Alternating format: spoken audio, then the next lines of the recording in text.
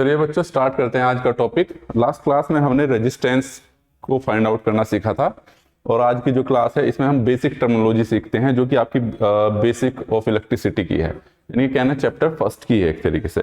तो अब तक हमने करंट पढ़ा है, रेजिस्टेंस पढ़ा है और रेजिस्टेंस के किस टाइप के क्वेश्चन आएंगे उन सब के बारे में हमने डिस्कस किया है प्रीवियस क्लास में। और जो आज की जो क्लास है इसमें कुछ छोटे छोटे से वो टॉपिक्स हैं जिनसे आपके क्वेश्चंस बनते हैं और आते हैं।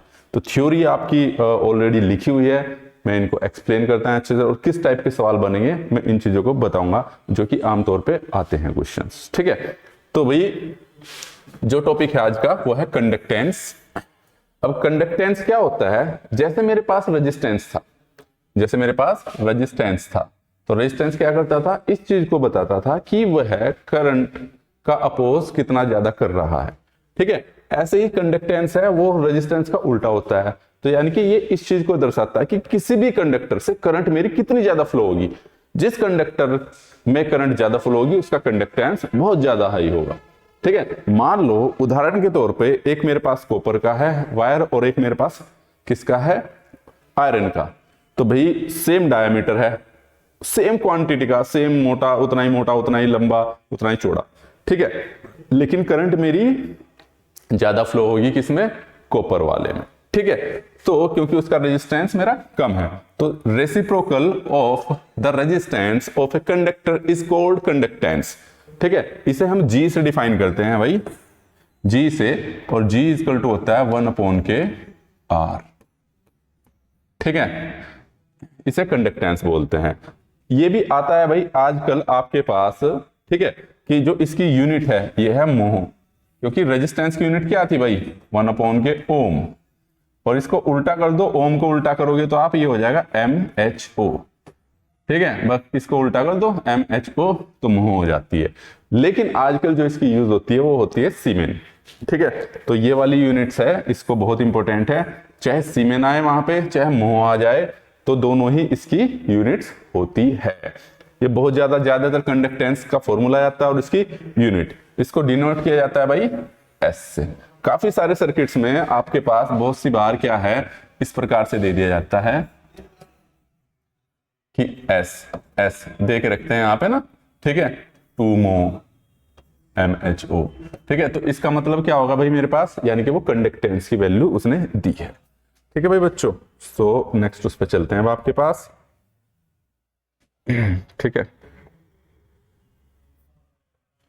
अब आते हैं हम कंडक्टिविटी पे। ठीक है, कंडक्टिविटी देखिए क्या होती है आपके पास। चल जा भाई। ठीक है, जैसे मेरे पास रेजिस्टिविटी थी, रेजिस्टिविटी का उल्टा होता है कंडक्टिविटी। ये थ्योरी आप क्या बोलते हैं यहां से नोट कर सकते हो, मैं ऑलरेडी बोल चुका है। आप अपने पास कॉपी और वो लेके रखिए अपने पास नोट्स वगैरह बनाने के लिए और लिखते चलिए। इंग्लिश में तो ये लिखा है और बाकी मैं हिंदी में ट्रांसलेट कर ही रहा हूं, तो जो बोलता हूं उसे नोट डाउन कर लेना आप अपनी लैंग्वेज में।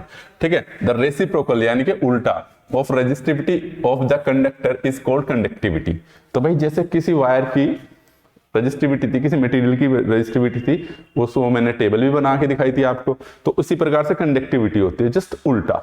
ठीक है, तो रेजिस्टिविटी को हम रो से डिनोट करते थे, तो कंडक्टिविटी बस इसको ऐसे कर दो, ये कंडक्टिविटी। तो कंडक्टिविटी जस्ट उल्टा किसका है? रेजिस्टिविटी की, यानी कि 1/K के इसका रेजिस्टिविटी। ठीक है, तो कंडक्टिविटी की जो यूनिट थी भाई मेरे पास ओम मीटर होती थी। क्या होती थी? ओम मीटर होती थी। ये किसकी होती थी? रेजिस्टिविटी की होती थी बच्चों। ठीक है, तो ये होती थी मेरे पास रेजिस्टिविटी की, और इसकी जो यूनिट होती है भाई मेरे पास सीमेन पर मीटर। सीमेन पर मीटर। ठीक है, या इसको क्या बोलते हैं? मीटर इसको ऐसे भी लिख सकते हो आप, या इसको ना जैसे मेरे पास थी ओम, ये किसकी होती थी मेरे पास? रेजिस्टिविटी की। तो अगर मैं रेजिस्टिविटी का उल्टा करूंगा, ओम मीटर। ठीक है, तो अगर मैं इसकी बात करता हूं, ठीक है, तो ये तो जाती है मेरे पास क्या? सीमेन और पर मीटर। तो यहां से भी निकाल सकते हो 1/ओम को, आपने जो लिखा है उसका वो जो कंडक्टिविटी होती है रजिस्टिविटी की तो ओम मीटर थी, तो अपॉन में करोगे तो वही आ जाएगा। तो इनकी यूनिट पूछ लेता है भाई बहुत सी बार ना वो, सीमेन पर मीटर। तो निकाल सकते हो आप इनकी वैल्यू, 1 अपॉन हो जाएगी तो वैल्यू यही आ जाएगी।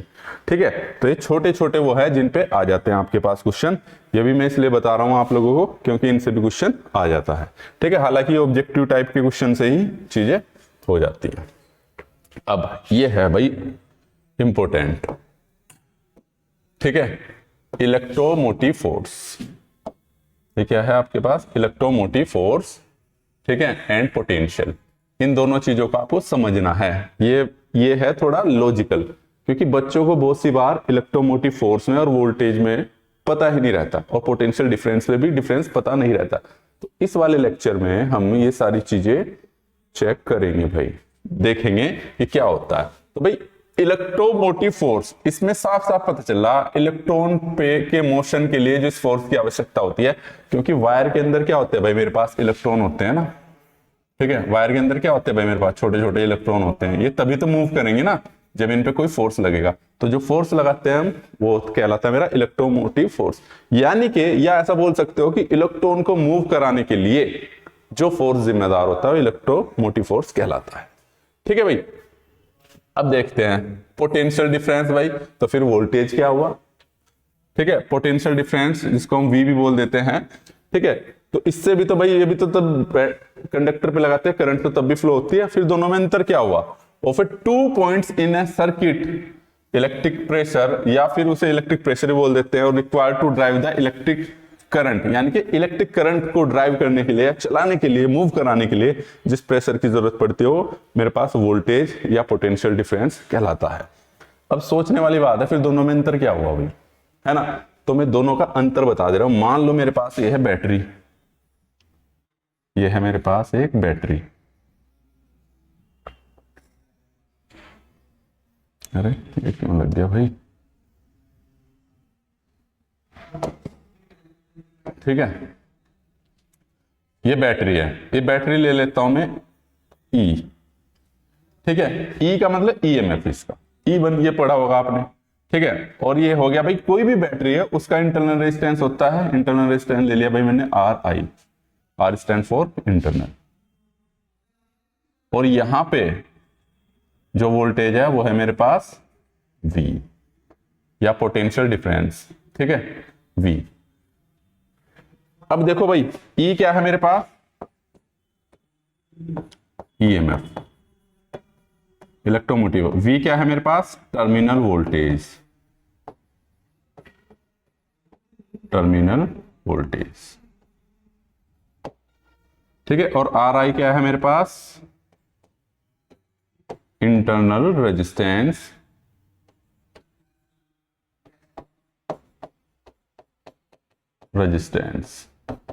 ऑफ बैटरी, ऑफ सोर्स कर लो आप। ठीक है, तो भाई देखो बेटा, अब ध्यान देने वाली बात है, अब जो कॉन्सेप्ट है ईएमएफ, यानी कि बैटरी में टोटल ईएमएफ कितना प्रोड्यूस हो रहा है, उसका टोटल कितना है। और क्योंकि मुझे पता है जब मैं यहां पे लोड लगाऊंगा, यहां पे क्या लगाऊंगा मैं, लोड, जिसका नाम दे दिया मैंने आरएल, तो इसमें करंट फ्लो होगी, करंट फ्लो होगी इसमें क्या, ठीक है, ये हो गया मेरे पास लोड। तो जब करंट फ्लो होगी तो कुछ ना कुछ इसमें ड्रॉप होगा,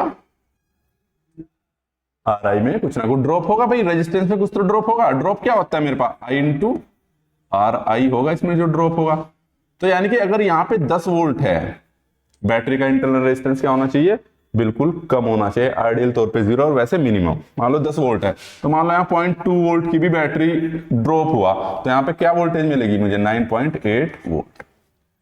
तो जब हमें, अब देखना अंतर क्या होता है ईएमएफ में, ईएमएफ जो टोटल जनरेट हो रहा है, या टोटल वोल्टेज जो उसके अंदर बिल्ट हो रही है, ठीक है, उसे बोलते हैं ईएमएफ। ठीक है, ईएमएफ हमेशा, इसको जो नापते हैं हम, नो लोड पे नापते हैं, नो लोड पे, क्योंकि नो लोड पे करंट फ्लो नहीं होती भाई मेरे पास। अगर मैं इस बैटरी को ऐसे कर दूं,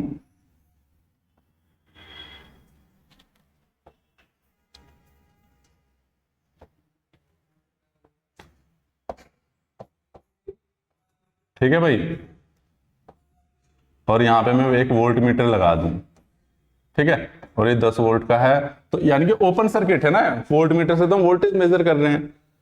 तो जितना मेरे पास नो लोड पर, अगर मैं नो लोड की बात करूं तो E इजकल टू V ही होता है, E इजकल टू V होता है, याद रखना नो लोड पे, क्योंकि कोई करंट फ्लो नहीं होगी। करंट कब फ्लो होगी? जब लोड कनेक्ट कर दोगे, इन दोनों को शॉर्ट कर दो, कोई लोड लगाओगे तभी तो करंट फ्लो होगी, और करंट फ्लो होगी तभी ड्रॉप होगा भाई। तो जब ड्रॉप होगा, ठीक है, तो मुझे सिंपल सी बात है कि E की वैल्यू हमेशा V से ज्यादा रहेगी। तो टर्मिनल वोल्टेज वो वोल्टेज होती है जब आप लोड कनेक्ट करते हो और उसके इंटरनल रेजिस्टेंस के बाद, ड्रॉप होने के बाद जो वोल्टेज आपको टर्मिनल पे मिलती है ना, वो वोल्टेज मिलती है। ठीक है भाई, इस चीज का हमेशा ध्यान रखना, चाहे आप वो जनरेटर के केस में ले रहे हैं, चाहे बैटरी के केस में ले रहे हैं, टर्मिनल पे हमेशा हमें वोल्टेज मिलती है। आई बात समझ में? जब हम लोड लगाते हैं तो, ठीक है। ईएमएफ हमारा हमेशा विदाउट लोड, जब आप विदाउट लोड कोई चीज चेक करते हो तो वो आपको ईएमएफ का पता चलता है, क्योंकि वहां पे कोई करंट फ्लो नहीं हो रही होती है, तो वो ईएमएफ हो जाता है। जब आप लोड कनेक्ट कर देते हो, देन वहां पे जो टर्मिनल पे वोल्टेज मिल रही है आपको, ठीक है, वो जो वोल्टेज मिल रही वो वोल्टेज कहलाते हैं। आई होप आपको ये चीजें समझ में आ गई होगी।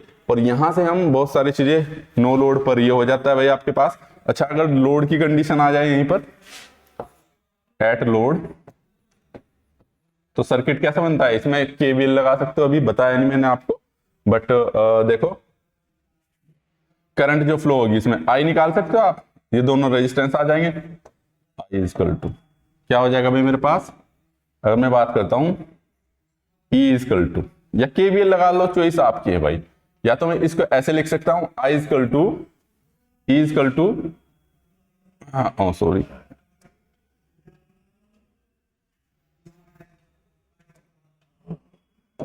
ठीक है, E इजकल टू, ठीक है भाई, ये हो गया I into are I plus की,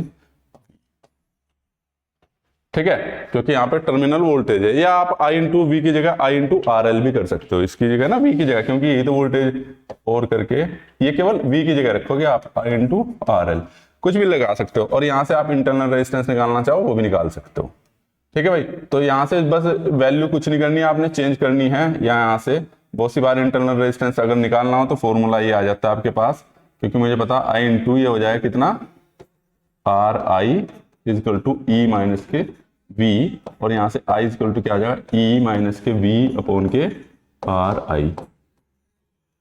ये हो गया आपके पास क्या, इंटरनल, वो ये तो करंट निकालने का फॉर्मूला है। और अगर यहां से करंट निकाल लोगे और यहां से आपको direct are I internal resistance भी पूछ लेते हैं ना बैटरी का क्या होगा, तो आर आई को इधर ले जाओ, V को इधर ले जाओ।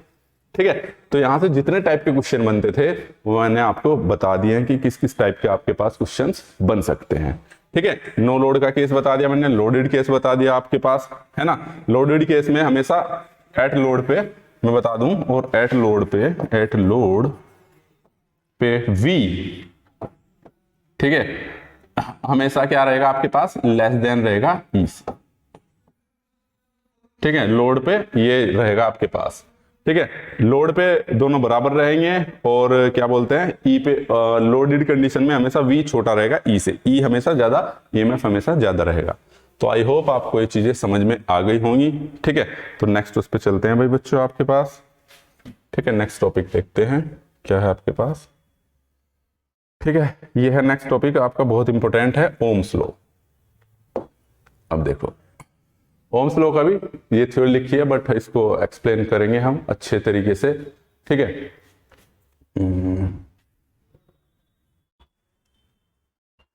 ठीक है, अब देखो भाई, सर ओम ने क्या बोला आपको। ठीक है, उदाहरण के तौर पे, जैसे तो थ्योरी लिखी है, फिर धीरे एक्सप्लेन करते हैं, पहले आपको मैं थ्योरी बता दूं। The ratio between the potential difference V between the ends of conductor to the current, ठीक है, flowing between them is constant, ठीक है, provide the physical condition, temperature etc do not change। that is, कहने का मतलब ये है कि भाई आपके पास कोई एक कंडक्टर है, कंडक्टर मतलब कोई तार है, क्या हो गया है, तार हो गया भाई मेरे पास, वायर है, इस पे अगर मैं क्या है, ratio between the potential difference, ठीक है, between ends of conductor, end of conductor. मान लो यहाँ पे भी कुछ वोल्टेज है, यहाँ पे भी कुछ वोल्टेज होगी भाई, इसके बीच में जो पोटेंशियल डिफरेंस होगा, तो पोटेंशियल डिफरेंस की तो वोल्टेज बोलते थे हम, अभी बताया मैंने आपको। तो यानी कि इसके अक्रॉस वोल्टेज जो V होगी, ठीक है, यानी कि इसके अक्रॉस जो वोल्टेज V होगी, या V1 माइनस V2 भी कर सकते हो। पोटेंशियल डिफरेंस क्या है? दो पोटेंशियल के बीच का डिफरेंस। मैं आपको वो बता दूं, मान लो भाई यहाँ पे मेरे पास V1 है, क्या है मेरे पास, ये V1 है, और ये मेरे पास V2 है, ठीक है। मान लो करंट इसमें इधर से इधर फ्लो हो रही है, यानी कि V1 ग्रेटर देन है V2। इस चीज का याद रखना, करंट हमारी हमेशा हायर पोटेंशियल से लोअर पोटेंशियल की तरफ ही फ्लो होगी, क्योंकि उधर से तो इतना प्रेशर लग नहीं पाएगा ना, जिसका ज्यादा होगा वही अपनी तरफ से दूसरी तरफ धकेलेगा, ठीक है भाई। तो और the current between flowing them, जब इसके अक्रॉस यानी कि पोटेंशियल डिफरेंस V और इसमें फ्लो होने वाली करंट क्या, I, ठीक है। ये अलग अलग वायर नहीं, एक ही वायर है, इसमें करंट होने वाली I। तो अगर मैं इनका रेशो निकालता हूं, वो हमेशा कांस्टेंट रहता है अगर फिजिकल कंडीशन चेंज ना की जाए। फिजिकल कंडीशन यानी कि दैट मींस मैं बोल सकता हूं इसमें वोल्टेज पोटेंशियल डिफरेंस क्या हो गया मेरे पास V, ठीक है, या V1 माइनस V2 भी लिख सकते हो, कोई दिक्कत नहीं, लेकिन इसमें क्या है हमने V मान रखा है, V और I। वोल्टेज और करंट किसकी वोल्टेज भाई, कंडक्टर के अक्रॉस वोल्टेज और इसमें बहने वाली करंट हमेशा कांस्टेंट रहेगी, ठीक है, हमेशा कांस्टेंट रहेगी। क्या रहेगी ये, कांस्टेंट। क्या रहेगी बच्चों, कांस्टेंट। किस कंडीशन में, अगर फिजिकल कंडीशन सेम है, वो चेंज नहीं होती, डू नॉट चेंज, मतलब कि इसके आसपास में टेम्परेचर तो नहीं बढ़ा दे रहा भाई, है ना, ठंडा गर्म तो नहीं कर दे रहा, क्योंकि आपको पता है अगर टेम्परेचर बढ़ाऊंगा तो रेजिस्टेंस चेंज हो जाएगा, तो चीजें बदल जाएंगी। तो उसने इसलिए साफ साफ लिखा है कि कोई भी भौतिक चेंज नहीं होना चाहिए, फिजिकल चेंज नहीं होना चाहिए कंडीशन, ठीक है। और इसी को क्या बोल दिया हमने, V अपॉन के I, और इसको रिप्रेजेंट करते हैं R। वोल्टेज और करंट का रेशो, इसको हम एक उदाहरण से भी समझेंगे, क्या रहता है, हमेशा क्या रहता है मेरे पास, कांस्टेंट रहता है, इसको बोल दिया। और जो कहलाता है आपके पास रेजिस्टेंस, तो रेजिस्टेंस आपने देखा रेजिस्टेंस की वैल्यू चेंज नहीं होती है, आप वोल्टेज कितना भी लगा दो, मान लो बल्ब पे आप ज्यादा वोल्टेज दोगे, उसका रेजिस्टेंस थोड़ी चेंज हो जाएगा, सेम ही रहेगा ना।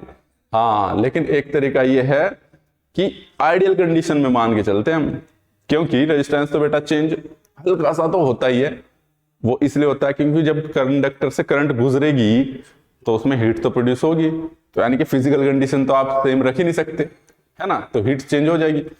लेकिन वो सारी चीजें कैलकुलेशन हम कर लेते हैं, आइडियल कंडीशन छोटी मोटी चीजें हम इग्नोर करके चलते हैं, ठीक है।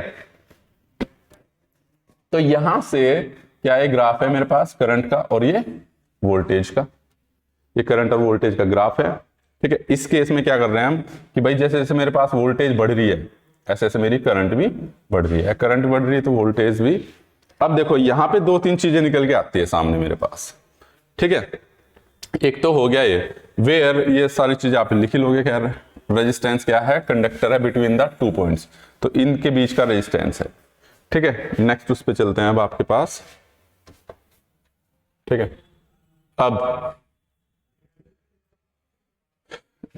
अभी इसके कुछ और पॉइंट्स भी बताऊंगा मैं आपके पास, ठीक है, जब आऊंगा।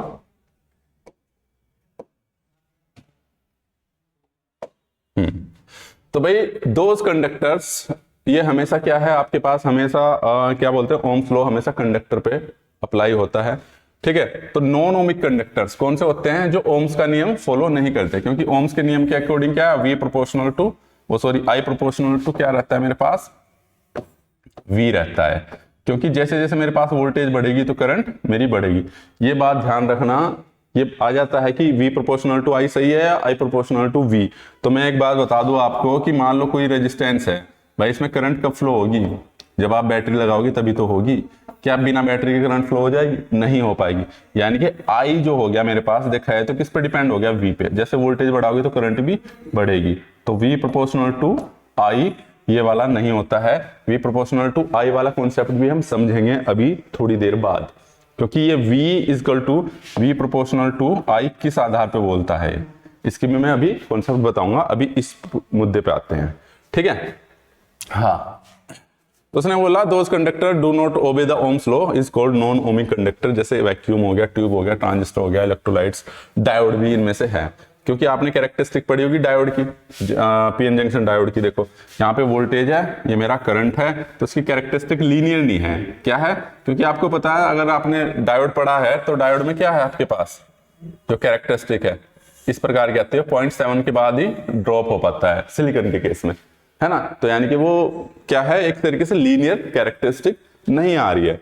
तो इसलिए क्या जो ओम्स लॉ होता है हमारा, इन पे डायोड, वैक्यूम ट्यूब इन पे अप्लाई नहीं होता है। ठीक है, इस चीज के लिए। ठीक है, तो इसलिए इनका जो ग्राफ होता है हमेशा नॉन लीनियर, जो क्या नॉन ओमिक कंडक्टर्स होते हैं इनका क्या होता है मेरे पास वेरिएबल होता है, और ऐसे उसको क्या बोलते हैं, नॉन लीनियर। ठीक है, और वीआई ग्राफ की जो वो है आपके पास, वो ओरिजिन से पास नहीं होती है, क्योंकि ओरिजिन से तो पास ये होती है, ओरिजिन ये होता है, यहां से स्टार्ट जरूर हो जाती है लेकिन पास नहीं। ठीक है, तो ये था। अब चलिए कॉन्सेप्ट आ जाते हैं हम आपके पास, आपको लीनियर और नॉन लीनियर में पता चल गया होगा। ठीक है, जो फॉलो कर रहा है ओम्स लॉ को वो लीनियर में आ जाता है, और नॉन लीनियर जो फॉलो नहीं कर रहा है। अब आते हैं भाई इसके एक और कॉन्सेप्ट पे। मैंने क्या बताया था, ओम्स लॉ कौन सा करेक्ट कहलाता है, ये वाला। क्योंकि उसने क्या बोला है, मेरे पास जो वोल्टेज और जो करंट है उनका रेशो कांस्टेंट कहलाता है। जब कहीं कहीं पे V directly proportional to I रहता है, ये किस कॉन्सेप्ट में रहता है भाई, तो दो वोल्टेज है मेरे पास। देखो अब एक सर्किट बनाता हूं, अगर पेज है तो यहां पे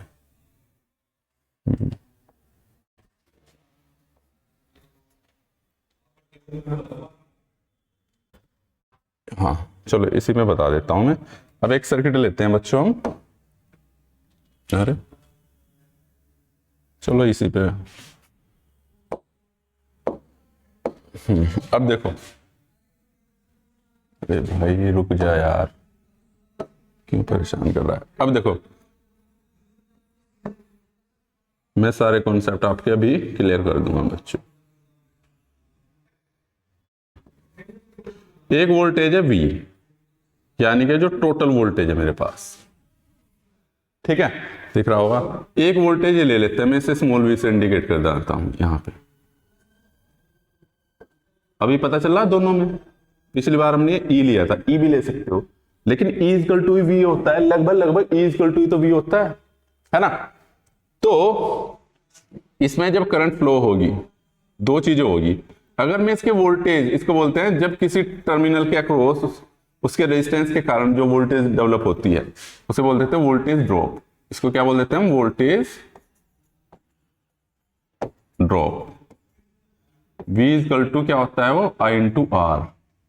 आर इसका फिक्स है, ठीक है, आर क्या है भाई इसका फिक्स है, तो कांस्टेंट रहता है। तो यानी कि जब मेरी करंट बढ़ेगी इसमें, जब मेरी इसमें करंट बढ़ेगी तो वोल्टेज भी क्या होगी, बढ़ेगी। वोल्टेज ड्रॉप भी क्या होगा, मान लो इसका 2 ओम का रेजिस्टेंस है भाई, 2 ओम का रेजिस्टेंस है, पहले करंट इसमें 2 एम्पियर जा रही थी, तो 2 I इक्वल टू हिसाब से 4 वोल्ट हो जाएगी। अब 2 की जगह मान लो 4 एम्पियर जाने लगी, तो 4 दूनी 8 वोल्ट हो जाएगी। तो जैसे जैसे इसमें करंट बढ़ती जाएगी वोल्टेज ड्रॉप भी मेरा क्या होता जाएगा, बढ़ता जाएगा। तो ये इस रेफरेंस में V प्रोपोर्शनल टू I अगर वोल्टेज ड्रॉप के रेफरेंस में बात कर रहा है तो ये करेक्ट है कि वोल्टेज ड्रॉप, अगर मेरी करंट की वैल्यू बढ़ती है तो वोल्टेज ड्रॉप बढ़ता है, उस रेस्पेक्ट में ये करेक्ट है, ओम्स लॉ के आधार पे नहीं है। ठीक है, लेकिन अगर मैं इस वाली V को बढ़ाऊं, V directly proportional to I है, तो ये बिल्कुल गलत है। क्यों है गलत, क्योंकि भाई यहां पे क्या कह रहा है कि मेरी वोल्टेज तब बढ़ेगी जब मेरी करंट बढ़ेगी, करंट के ऊपर डिपेंड हो रहा है ना। तो भाई यहाँ करंट के बढ़ने से कैसे बढ़ जाएगी, वोल्टेज ड्रॉप बढ़ेगी। तो आई होप आपको ये चीजें क्लियर होगी। बाकी इससे रिलेटेड और भी क्वेश्चन है ओम लॉ से, वो ऑब्जेक्टिव टाइप क्वेश्चन में हम देखेंगे कि किस तरीके से क्वेश्चन को घुमाया जाता है। हालांकि मोस्टली ज्यादातर क्वेश्चन जो है क्या बोलते हैं, मैं जो है इसी पे सॉल्व कर देता हूं। बच्चों क्लास थोड़ी सी ज्यादा मैं लंबी नहीं ले सकता क्योंकि सिस्टम इतना स्टेबल हो नहीं पा रहा है, थोड़ी सी दिक्कत कर रहा है। कल भी शायद यही दिक्कत आ रही थी, तो मैं देखता हूँ कभी लॉस ना हो जाए। तो चलिए, बाकी ये आपके पास EMF हो गया है, ओम्स लॉ हो गया है, इससे जितने टाइप के क्वेश्चन आते हैं वो सब चीजें हो गई हैं। तो बाकी हम नेक्स्ट क्लास में देखेंगे, ठीक है, ओके। और इसमें KVL KCL एक एक कंटेंट लेके चलेंगे और उससे किस टाइप के क्वेश्चन बनते हैं सारे डिस्कस करेंगे। तो इस क्लास में इतना ही, बाकी क्लास हम नेक्स्ट क्लास में देखेंगे। Thank you so much.